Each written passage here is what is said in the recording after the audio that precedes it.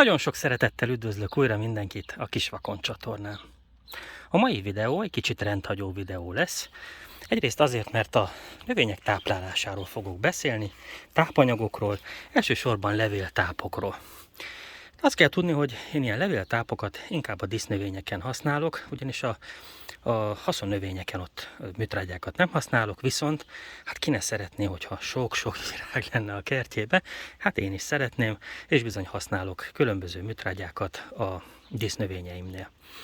A mai videónak van egy támogatója is, ami nem más, mint egy termék. Ez a termék egy saját terméke egy magyarországi kis családi vállalkozásnak, akik hát körülbelül 30 éve az agrárszektorban vannak, akik van egy saját termékük, ami konkrétan egy ilyen levéltáp, és ezt elküldték nekem körülbelül ezelőtt, hát több mint 2 hónappal, hogy teszteljem le és készítsek egy videót, amiben ugye elmondom, hogy mi róla a véleményem. Hát én beleegyeztem azzal a feltétellel, hogy teljesen őszinte lehetek a videóba, ők erre rábólintottak, és hát akkor itt vagyunk, ez a mai videó, ennek a támogatója lényegében a zöld varázs, koncentrátum, ez a picike flakon, hát fél liter az egész, de ez 500 liter trágyának keverendőbe, tehát amilyen pici, olyan nagy a valóságban. Hát beszéljünk egy kicsit akkor a növények táplálásáról. Aki kertészkedik, az gyakran lát olyat a kertjébe, hogy egyes levelek szép zöldek, míg mások elkezdenek besárgulni. Néha megtörténik, hogy a levél erezett szép zöld marad, és csak a közök lesznek sárgák. Néha, kicsi idő elteltével, a teljes levél sárgulni kezd. De ugyanbizony mi okozza, hogy a levelek így elkezdenek néha sárgulni, különböző féle formában, néha a levélszéltől indulva, néha középről indulva, néha csak az erezet között. Hát nem más, mint a tápanyag hiánya. Tápanyaghiányt igen sok minden okozhat. Okozhatja például a nedvesség hiánya és a szikes, repedezett száraz talaj, vagy a rossz talaj pH. Tápanyaghiányt okozhat nem más, mint a nap is. Néha egyszerűen olyanok a környezeti feltételek, hogy a növény nem tud eleget felszívni. És szintén nagyon gyakori oka a tápanyaghiánynak az, hogyha a növényeink túlságosan sok virágot, gyümölcsöt hoznak egyszerre, és egész egyszerűen képtelenek megfelelően ellátni ezt a töménytelen termésmennyiséget vagy virágmennyiséget tápanyaggal. Akkor mielőtt megmutatnám, hogy milyen eredményeket mutatott fel ez a termék nálam, az én dísznövényeimnél, egy pár szót hadd mondjak el arról, hogy egyáltalán hogyan és mikor kell egy levéltrágyát alkalmazni, hiszen a legtöbb ember ezt nem tudja. Hát induljunk ki abból, hogy lényegében hogyan is szívódik fel a levéltáp. Hát ugye leveleken keresztül. Ennek 2 módja van. Egyrészt a leveleken légző nyílások találhatóak, amelyek hát van, amikor teljesen nyitottak, meg van, amikor nem. És másodszorban önmaga a levélen keresztül is képes bejutni. A légzőnyílás tekintetében van egy nagyon fontos szabály. A legalkalmasabb pillanat arra, tehát akkor lesz a legjobb a felszívódás, hogy kihordjuk a levéltrágyákat egy növényre, tehát akkor vannak a legjobban nyitva a légzőnyílások, amikor a hőmérséklet relatíve alacsony. Ez azt jelenti, hogy lehetőleg 20 fok alatt van. Más szóval késő este, kora hajnalba. És őszintén szólva a reggel jobb. Tehát kora hajnali levéltápos permetezés, most mindegy, hogy milyen növényről beszélünk, sokkal alkalmasabb, hiszen éjjel a növényeink lélegeznek, a légzőnyílások ilyenkor nyitva vannak, és még a levelek is gyakran harmatosak, és ez azt okozza, hogy sokkal jobb lesz a felszívódás. Tehát a legjobb levéltrágyázási időpillanat az a kora hajnal. Ha ez nem megy, akkor a késő este, amikor 20 fok alá esik a hőmérséklet. Ha nem megy 20 fok alá késő este vagy kora hajnalba sem, mert ugye nálunk ilyen is van, ez a kánikola időszaka, olyankor lehetőleg azért 25 fok alatti időpillanatot válasszunk, vagy olyan időpillanatot, amikor árnyék van azon a helyen, ahol dolgozunk. Napközben soha ne permetezzünk. A másik felszívási módja ugye a levéltápnak, az lényegében a levél felületén keresztül történik. Itt is tudni kell valamit, a levelek, ez minden növényre igaz, valamilyen szinten viaszosak. Azért jöttem pont egy citrus mellé, mert itt jól látszik, milyen gyönyörűen fényes, viaszos ez a levél.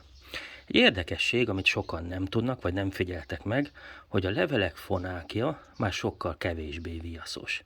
Tehát a levéltápok kihordásakor sokkal-sokkal jobb ötlet lentről fölfelé permetezni, azaz a levéltápokat a levél hátoldalára juttatni, és nem pedig a színére, mert sokkal jobban fel fog szívódni.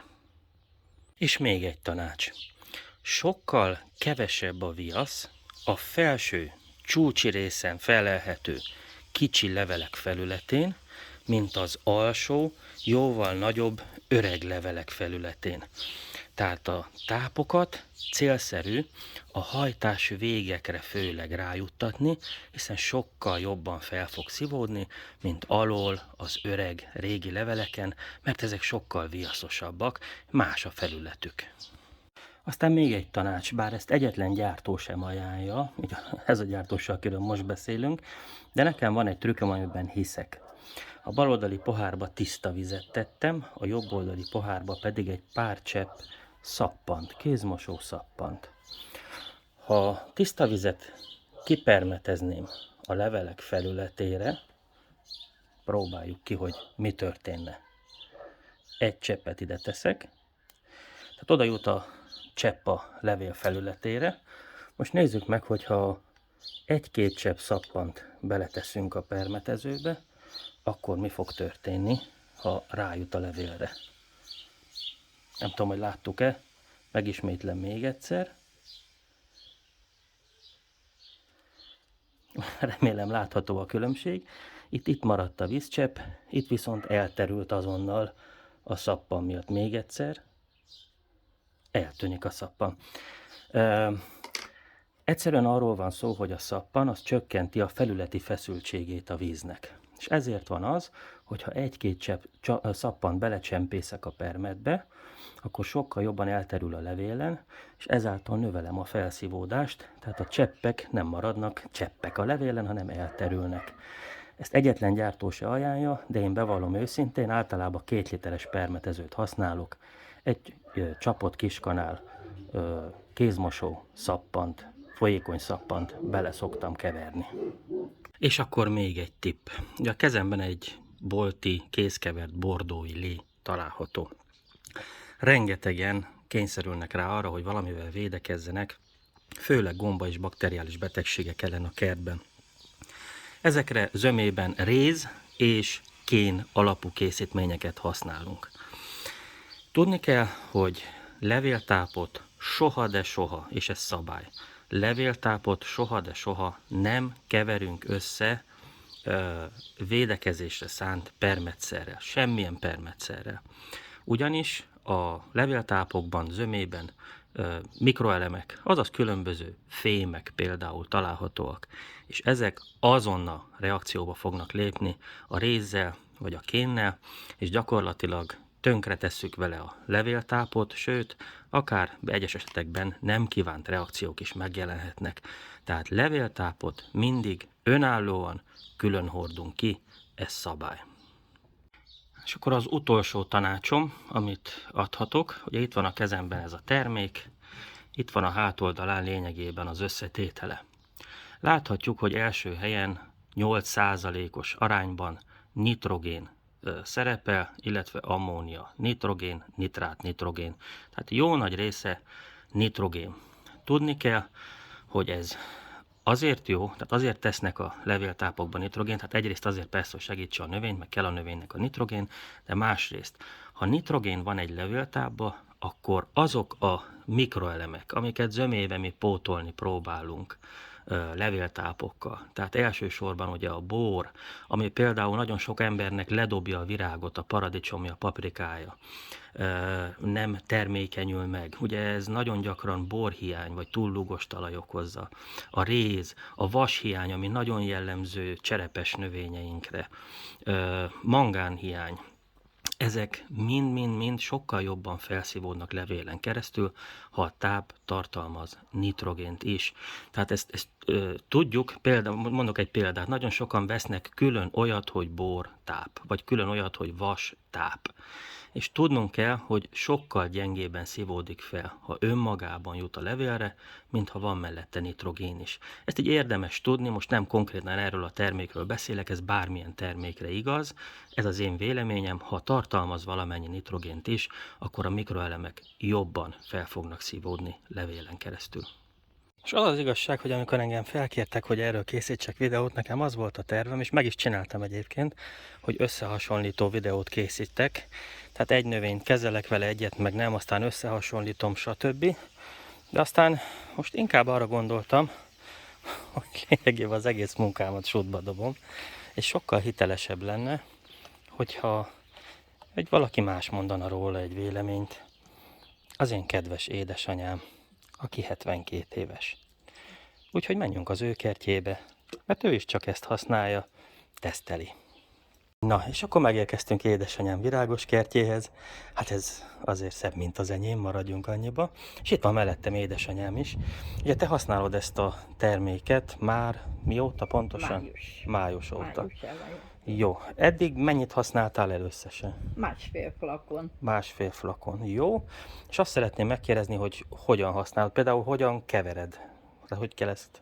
1 milli 1 liter öntözővízhez. Tehát 1 liter permetező vagy öntöző? Mind a kettő az Mind a ugyanúgy kettő? teszem. Aha, szóval permetezel vele 1 milli per literrel kihordod, azt milyen gyakran csinálod? Az 2 Megint karib közben. hetente. 2 hetente, hogy lássuk a többit is. Tehát 2 hetente 1 milli per 1 liter vízhez az permetezve, és akkor az öntözőbe azt... Az öntözőbe azt 2 hetente teszek, ugyancsak 1 millit 1 liter öntözővízhez. És azzal rendesen belocsolod. És azzal rendesen locsolok, öntözöm Aha. a talajt. És mi a véleményed így most már néhány hónap után?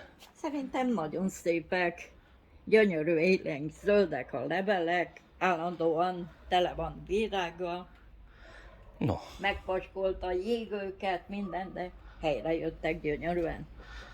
no, hát köszönjük szépen, hogy ezt elmondtad nekünk. Hát igen, ide még én is van hova fejlődjek, azért ez csak egy picike része az egész virágos kertnek, tehát itt olyan csodaszép minden, hogy azt elmondani nem tudom, élénk levelek, zöld levelek mindenhol, rengeteg virág. Na, ha már itt járok, akkor még mutatok itt édesanyámnál valamit. Ez mi is pontosan? Kék magnólia. Ez kék színű magnólia. És ez mekkora volt mondjuk tavaly? Kicsikem, olyan 1 méter körül. Aha. És ezt is szoktad fújni vele? Igen, ezt is ugyanúgy, mint a virágokat. És milyen, tehát legutoljára például mikor volt permetezve ez? A tegnap volt permetezve. Tegnap ezzel a... Tegnap újra Nézzük volt meg ezt is. permetezve. Ő pedig egy pálma. Egy legyező pálma. Jó, nézem már, van neki egy ilyen jó 60 centis törzse. Őt is ezzel fújod? Igen. És ő is azért viharosan fejlődik. Ugyanúgy fújom, és 2 hetente öntözöm. Tehát 2 hetente fújod, gondolom egyik héten fújod, másik héten öntözöd. Öntözöm, igen. Logikus. Na nézzük meg itt a terasznál, mi a helyzet a virágaiddal. Itt mik vannak? Begóniák lent, látom. Csak begónia, mert ez árnyékos. Ezeknek a földjét Betonban. egyébként minden évben cseréled ebbe a betonba? Nem. Tehát nincs a földje minden évben kicserélve? Nincs. Csak ha már nagyon lemegy, kevés van, akkor megszoktam. Tehát, hogyha pótolni. megsüpped a föld, Ha értem. megsüpped, igen. No jó, hát ők a begóniák. Nézzük meg a feljebb megint muskátlik. Nem rossz a színük, maradjunk annyiba. Még mutatok valamit, ami nekem a kedvencem. Ezek a felakasztottak, ezek olyan szép díszítő értékkel rendelkeznek, de nagyon szép. Non-stop nyit. Megállás nélkül csak Megállás virágoznak. nélkül csak le kell szedni mindig az elnyitott.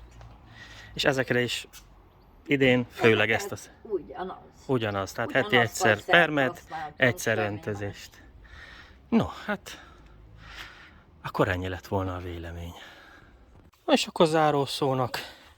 Hát annyit tudok elmondani erről a termékről, hogy egy magyar termék, és hozza azt, ami rá van írva. Ennyi lett volna, köszönöm a figyelmet. Next battle, I'm about to go bigger and better.